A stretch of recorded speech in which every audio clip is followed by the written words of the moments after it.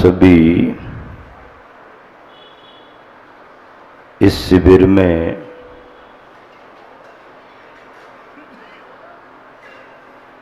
संयम और समाधि के सूत्रों को प्राप्त कर रहे हैं।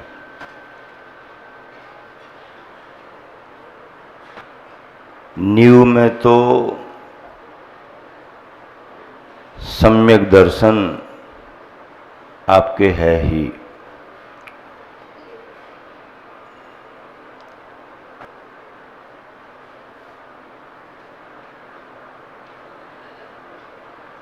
गर्मी में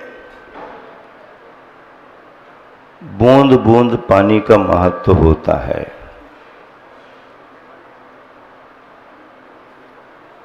माटी को पानी मिल जाए तो माटी भीग जाती है, बाहर से भी और भीतर से भी। फिर उस भीगी हुई माटी से कुशल कुंभकार कुछ भी बना सकता है। पानी पाकर के माटी मंगल घट बन जाती है। ठीक ऐसे ही इस संसारी प्राणी को संसार की तपन में जिन वाणी और गुरु वाणी मिल जाए तो ये भव्यात्मा भी कुछ भी बन सकती है। अर्थ को साधने के लिए भी प्रबंध चाहिए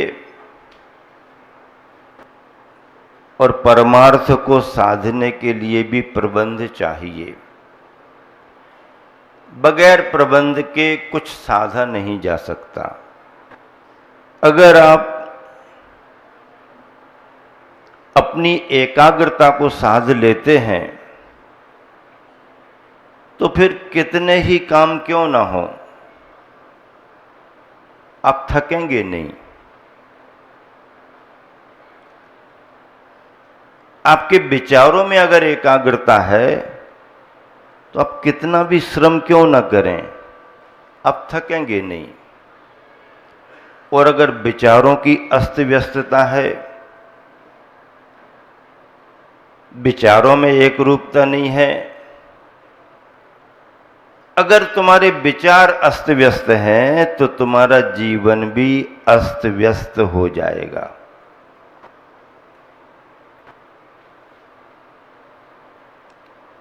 एक बहुत बड़े राजनेता के बारे में मैंने पढ़ा कि वो किसी निकटस्थ मित्र के पारिवारिक शादी समारोह में गए। बड़ा हाल था, सभी रुके थे, सुबह तैयार हो रहे थे। उन्होंने अपना सूटकेस थोड़ा सा खोला, पूरा नहीं खोला, हाथ अंदर करके जो चाहिए वो निकाला, फिर जो चाहिए वो निकाला। उन्होंने देखा कुछ नहीं और जो सामान चाहिए वो हाथ डाल करके निकाल लिया। किसी ने उनसे पूछा कि आपने देखा नहीं फिर कैसे निकाल लिया? तो बोले देखने की जरूरत ही नहीं, क्योंकि पहले से ही मैंने उस तरीके से अपना सूटकेस जमा करके रखा। सुबह उठेंगे, किसकी आवश्यकता पड़ेगी, वो सामान कहाँ रखा है, निकाला। ठीक ऐसे ही अगर आपको अपना जीवन व्यवस्थित करना है, अपनी दिनचर्या व्यवस्थित करनी है, तो अपने विचारों को एकाग्र करना पड़ेगा, व्यवस्थित करना पड़ेगा। कई लोग सुबह से उठने के बाद में यही नहीं सोच पाते हैं कि आज करना क्या है। घंटे 2 घंटे बैठे बैठे वो यही सोचते रहते करना क्या है और कब से शुरू करें। 2-3 घंटे उसी में निकाल दिए। फिर जब समझ में नहीं आएगा तो अड़ोसी पड़ोसी से सलाह लेगा कि मैं आज क्या काम कर लूं। कुछ लोग अपने सेल्फ डिसीजन से, अपने स्वतंत्र निर्णय से संयम के मार्ग पर आगे बढ़ते हैं। मैंने तय किया है, मैंने मन बनाया है, मैंने पक्का किया है, मुझे ये करना, ये करना, ये करना। और कई लोग संयम के मार्ग पर बढ़ना चाहते हैं, लेकिन पड़ोसी से पूछ रहे, अरे यार हम घर छोड़ दें तो ठीक रहेगा कि नहीं। क्या पूछ रहे हैं? घर छोड़ दें तो ठीक जम जाएगा ना हमको कि नहीं जमेगा, उससे पूछ रहे, जिसको कुछ भी जानकारी नहीं। अगर संयमी से पूछे तो फिर भी बात समझ में आए। कुछ लोग संयम के बारे में असंयमियों से सलाह लेते हैं, भैया तुम बताओ पहली प्रतिमा ले लें तो पल जाए। अब वो स्वयं नहीं पाल रहा है, वो तुम्हें क्या बताएगा पलेगी कि नहीं पलेगी। सलाह उसी से लो जो उस क्षेत्र का ज्ञाता हो, उस विषय का अभ्यासी हो, उसे ज्ञान हो, वो संयम पालन कर रहा हो, संयमियों के साथ में रहता हो, तो उससे फिर भी पूछना ठीक है। फिर पूछ भी लो तो निर्णय तो आपको स्वयं करना पड़ेगा। नहीं नहीं आप बताओ आज का हम उपवास कर लें तो ठीक रहेगा हमको कि नहीं रहेगा। कहेगा भैया मैं क्या बताऊं आपको ठीक रहेगा कि नहीं, वो तो आप तय करो। ऐसे विचार वाले जो लोग हैं वो न गृहस्थी के मार्ग में स्थिर हो पाते हैं और न गृहस्थी छोड़ करके सन्यास के मार्ग में स्थिर हो पाते हैं। क्यों? उनके सारे निर्णय दूसरों पर डिपेंड हैं। मोक्ष मार्ग में मार्गदर्शन भले ही किसी का हो, पर निर्णय तो खुद का अपना होना चाहिए। एकाग्रता की बात की। एकाग्रता मन, वाणी और कर्म जो लक्ष्य बना लेता है वो एकाग्र भी होता है, और जिसका लक्ष्य सुनिश्चित नहीं है वो एकाग्र भी नहीं हो पाता। अर्जुन के लिए क्या दिखता था? अर्जुन के लिए क्या दिखता था? अर्जुन के लिए केवल अपना लक्ष्य दिखता था, बाकी कुछ नहीं दिखता था। ढेर सारे लोग खड़े हैं, आ रहे हैं, जा रहे हैं, ये कर रहे, वो कर रहे, किसी से कोई मतलब नहीं। अपना लक्ष्य क्या है? अर्जुन लक्ष्य पर ध्यान देते थे, इसलिए उनका हर निशाना सफल होता था। वो लक्ष्य भेदी थे। मोक्ष मार्गी भी लक्ष्य भेदी होता है, सबके बीच रहता है, रहना पड़ता है, रहने में कोई बाधा भी नहीं है, लेकिन अंदर से हम कैसे रहें? अंदर से तो भीड़ में भी अकेले रहने का अभ्यास अपना होना चाहिए। अपनी दिनचर्या, अपने नियम, अपना संकल्प, उसको पूरा करके फिर जितना बने दूसरे के लिए सहयोग, जितना बने दूसरे के लिए सलाह, जितना बने दूसरे का साथ, पहले अपना काम कर लो। उसके बाद व्यवहार के मार्ग में परमार्थ के रूप में आपको जो जो करना हो करो, कोई बाधा नहीं है। मोक्ष मार्ग स्वपर कल्याण का भी है। अपने निमित्त से किसी का भला होता है, कुछ अच्छा होता है, अच्छी बात है, सहयोग देना चाहिए।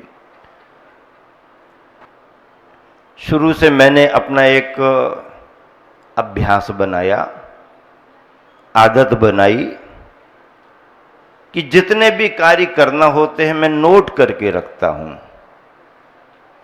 नोट रहते हैं काम, सारे वर्क, सारा वर्क, क्या करना क्या करना क्या करना क्या करना, कैसी संयोजना करना, किस समय क्या करना, लेखन में क्या करना, प्रूफ रीडिंग में कितना रह गया, क्या रह गया, आगे क्या करना, ये लिख करके रख लेते। जितना होता जाता कट करते जाते। नहीं होता है, रोज रोज देख लेते हैं, करना तो है लेकिन कर नहीं पा रहे, करना तो है लेकिन कर नहीं पा रहे, करना तो है लेकिन कर नहीं पा रहे। लक्ष्य में बना रहता है, और कोई बात अगर ख्याल में बनी रहे तो देर सबेर वो हो ही जाती है। ऐसा लक्ष्य बना करके चलो। क्या लक्ष्य बना करके चलो? जन्म लिया है, उम्र बढ़ रही है, कुछ समय तक चढ़ाव जैसा दिखता है, फिर ढलान जैसी समझ में आती है, प्रारंभिक वर्षों में तुम्हारा उत्सर्प निकाल चलता है, मध्य में जाकर के फिर अवसर्प निकाल की ओर आपका आना होता है। अब चढ़ते समय क्या करें और उतरते समय क्या करें? चढ़ने में भी बड़ी सावधानी रखना पड़ती है, और कई बार तो चढ़ने से भी ज्यादा सावधानी उतरने में रखना पड़ती है। आर्य का संग सम्यक शिखर की वंदना करके आया, बड़ा सौभाग्य है इनका। हम लोग वंदना किए, चतुर्मास किए, हम लोग भी बड़े सौभाग्यशाली रहे। और मैं तो इसलिए सौभाग्यशाली रहा कि गुरुवर आचार्य श्री के साथ मेरी वंदना हुई थी सम्यक शिखर। भले मैं ब्रह्मचारी था लेकिन साथ तो गुरुवर का था।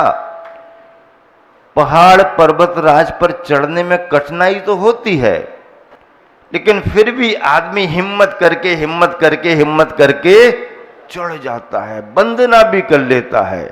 लेकिन जब उतरने का समय आता है, अरे भैया घुटने बोल रहे हैं। क्या? वैसे यही ज्यादा बोलता रहता है, चढ़ते समय ये बोलता था, अब उतरते समय इसके घुटने बोल रहे हैं, अब आगे नहीं बढ़ा जाता, थकान महसूस होती है, धीरे धीरे शिथिलता में आता है। ढलान में उतरना भी बहुत कठिन, बड़ी सावधानी रखना पड़ती है। प्रबंधन बहुत जरूरी है। अर्थ का भी प्रबंधन होना चाहिए और परमार्थ का भी प्रबंधन होना चाहिए। प्रबंधन की डिग्री लेने के लिए युवा लाखों रुपया खर्च कर रहे हैं, और यहां पर बिना तुम्हारे खर्चे, बिना तुम्हारे पर्चे, बिना तुम्हारे चर्चे के भी एमबीए का प्रबंधन सिखाया जा रहा है। आप बैठ के तो देखो टाइम मैनेजमेंट कैसे होता है, समझो तो। टाइम का मैनेजमेंट अगर आपने कर लिया तो आप अपनी लाइफ का भी मैनेजमेंट कर सकते हैं। समय का प्रबंध जीवन का प्रबंध कराता है, और समय की कीमत अगर आपने नहीं समझी तो समय फिर आपको कहीं का नहीं रहने देता है। इसलिए दोनों प्रकार के समय को समझ लो, दोनों प्रकार के समय को समझ लो।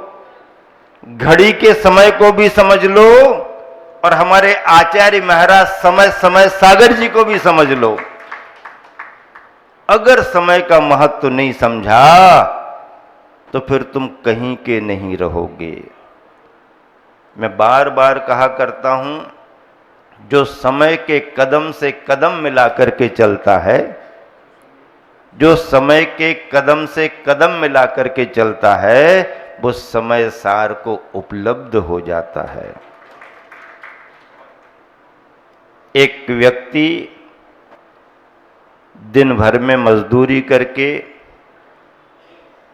4 पैसे कमाता था। कितने पैसे कमाता था? 4 पैसे। परिवार के साथ था, बहुत संतुष्ट रहता था, बहुत खुश रहता था। दूसरी तरफ लोग हजारों रुपया कमाते थे उस समय, फिर भी उनके चेहरे पर प्रसन्नता नहीं आती, परिवार में खुशियां नहीं, सब परेशान रहते थे। लोगों को बड़ा आश्चर्य होता था कि ये दिन भर में केवल 4 पैसे कमाता और इतना खुश रहता, परिवार बहुत खुश रहता, क्या करता होगा ये? एक बार लोगों ने उसे पकड़ करके पूछा कि हम इतना कमाते हैं फिर भी खुश नहीं, और तुम केवल 4 पैसे कमाते हो, इतने खुश, तुम्हारा परिवार इतना प्रसन्न, आखिर बात क्या है? उसने कहा कि मैं 4 पैसों का बड़ा प्रबंध करता हूं। क्या करते हो? उसने कहा 1 पैसे से मैं कर्ज चुकाता हूं, 1 पैसे का मैं कर्ज देता हूं, 1 पैसा निजी खर्च में जाता है और 1 पैसा भविष्य के लिए जमा कर देता हूं। अरे भाई, ये क्या गणित है तुम्हारा? कर्ज दे रहे हो, कर्ज चुका रहे हो, भविष्य के लिए जमा कर रहे हो, मतलब क्या है इसका? उसने कहा कि भले ही मैं 4 पैसे कमाता हूं, लेकिन उन 4 पैसों का वर्गीकरण में इस तरीके से करता हूं, 1 पैसे से कर्ज चुकाता हूं, इसका मतलब ये है कि मैं 1 पैसा अपने माता पिता की सेवा में लगा देता हूं। माता पिता की सेवा में लगा देने का मतलब है मैंने अपना कर्ज चुका दिया। दूसरा पैसा मैं बच्चों की पढ़ाई लिखाई में लगा देता हूं, इसका मतलब है मैंने कर्ज दे दिया है।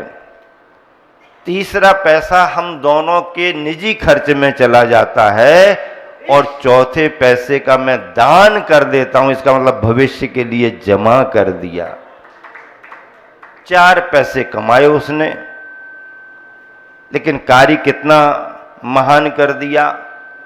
अब तुम 4,000, 4 लाख, 4 करोड़, 4 अरब कितना भी कमाओ, लेकिन अगर बंटवारा आपने इस तरह का किया तो ये अर्थ तुम्हें कहीं भी अनर्थ नहीं करने देगा, ये अर्थ कहीं तुम्हें उलझन पैदा नहीं करेगा।